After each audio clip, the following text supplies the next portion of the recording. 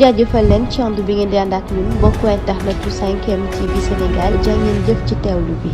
mbokk internet yu 5M TV Sénégal dal leen jàmm ci seen chaîne bi de ñu wax jëm ci wàllu démocratie sénégalaise mu mel ni kon jàpp nañ ni fi mu nekk nii mbir mi rek kon ñoo ngi koy xaarandi tey jilee ginnaaw ñëpp rek bàyyi xel ci réew mi ak itam rek lu jëm ci wàllu état jëm rek ci jugement bi nga xam ni kon tey jilee jàpp nañu événement bu rëy la ginnaaw Sénégal nag ca weeru mars atum 2021 mu mel ni kon ñi fi faatu woon bari nañu waaye institution yi fi amoon ay jafe-jafe itam jëm ci administratif bi bari nañu loolu yëpp jëm rek ci intérêt réew mi ginnaaw kon politique ba ñuy doxalee tey jilee solo si nag bokk na ci kon ñu fësal suñu wàllu démocratie waaye wane ko itam rek ba mu fës xam ni loolee la ñu xam tey Ousmane Sonko mi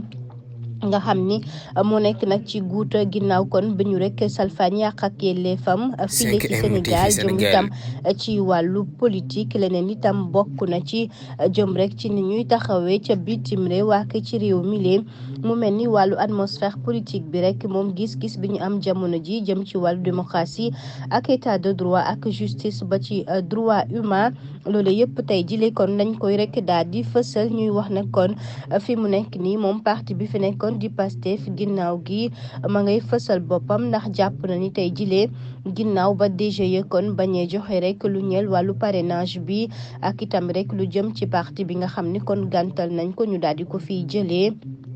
loolu yëpp war nañ cee mën a wax tey jilee kon tribunal bu grande instance bu Ziguinchor moom ba mu joxee rek mbir mi moom tamit membre bu Sénat ñu daal di leen di uutu rek dindi fa ñeneen moom CEDEAO kon ñu ni gis na li nu mel te loolee xëy na nag dana ca wax te dana ca dugal loxoom ginnaaw gi kon ñu xam mbir mi fa la ñuy féete ca noonu kon ñu ngay woor kon communauté internationale bi ak i tamit nationale bi ba sax sa bitim réew ngir nag ñoom ñu rek taxaw temb